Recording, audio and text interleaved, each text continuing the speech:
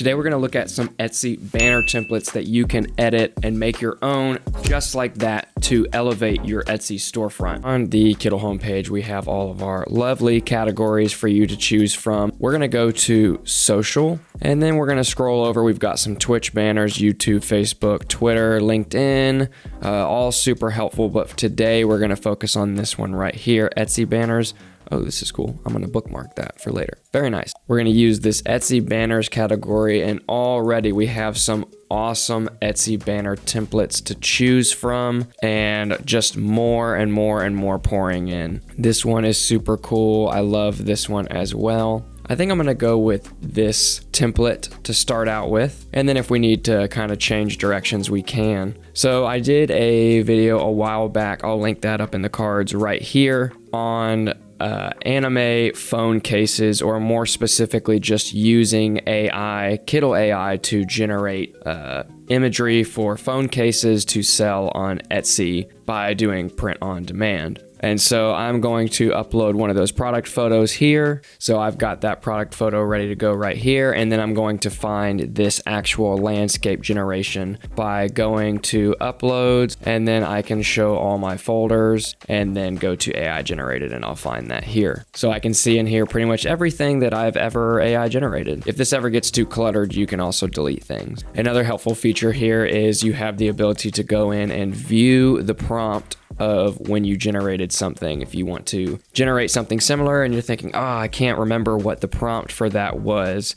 you can just go into your generations, find that one, and you'll be able to view the prompt there. So I think I have found pretty much any of these ones would work, because I generated quite a few in that video, but I think this is the one that I used. If not, it's totally okay. And yeah, that is the one that I use, so that's perfect. So first thing I want to do is I want to change the image in this mask shape right here. Super easy, just release this mask and I can delete that image and drop my little picture in here. The next thing I want to do is change the background color of this. And I'm deciding between a solid color and also just using this same photo but kind of blurred. I feel like that might be kind of cool. So I'm gonna adjust the setting of this where that falls right there. Something like that looks cool. And then I'm gonna make this the background, and then I can go into my adjustments here, make sure that contrast is normal, and then I'm going to up the blur on that. That's already looking pretty sweet. Want to make sure it has enough blur that the text doesn't look hard to read. If it's super sharp, it kind of conflicts with reading the text up there and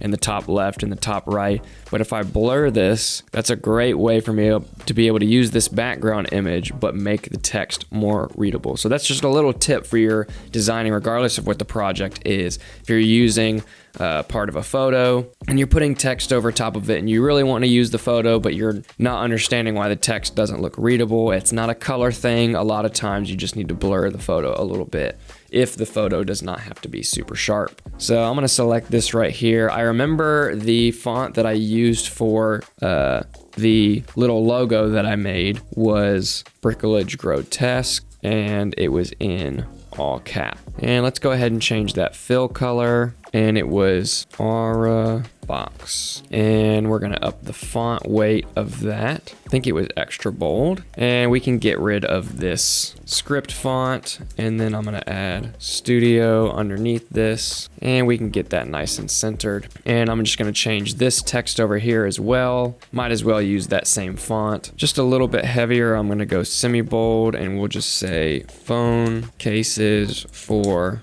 anime lovers. And we can get rid of this text box over here. I'm gonna adjust the padding right here just a little bit. Make sure this arrow is lined up. The new guides have been super helpful, so that'll be great. And we can change this right here, Bricolage Grotesque, and maybe say the same thing over here, just Aura Box Studio. And I want to fill that circle out, but I don't want to make the font larger, so we're just going to space those letters out. Great little trick there. So now I want to figure out how to implement this mock-up. Could maybe do it over here on the side. That doesn't look terrible, but it's kind of conflicting with this text. So I wonder if I change this and put this mask out. Wonder if I add some photo filters to this, maybe bring down the brightness so that you can see that text right there. That looks nice. And then maybe I can put this little circle guy over here. Little guides being helpful there. And I still want to use this because I think it's really cool, but I'm going to use it as like a design element. And let's say I put it somewhere here-ish. I think that looks super cool. And I wonder if I just center this text, if I can play with this to make sense with the photo. I can also play with different positions of this. You could say we put one there.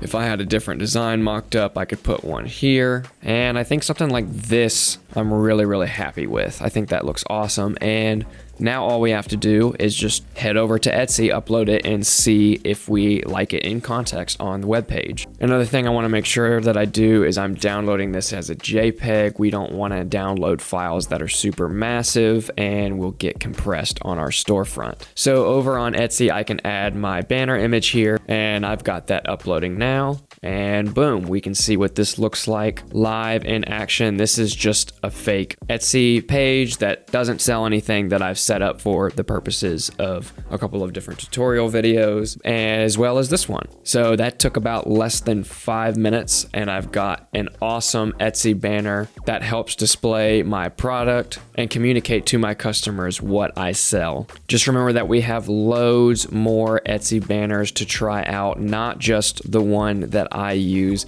There's definitely something in here for every different type of shop. So search around. Remember that you can change things however you want. If you need to change it a little bit to suit your store specifically, 100% do that. But these templates are going to provide you with an awesome starting point. Well, that's all for today's video. Make sure to drop a comment and like this video. Hey, if you're not subscribed to the channel yet and you've watched until this point, I'm going to use Drew's quote. I'm not sure what you're doing. If you're watching the channel and you're watching the videos all the way through and you're not subscribed, please hit that subscribe button. If you haven't used Kittl yet, we have a free trial waiting for you on our website. And if you have been using Kittl but you want to upgrade, we have a link in the description for a promo code for a percentage off a pro plan just for you. Thank you guys so much for watching, and we'll see you in the next video.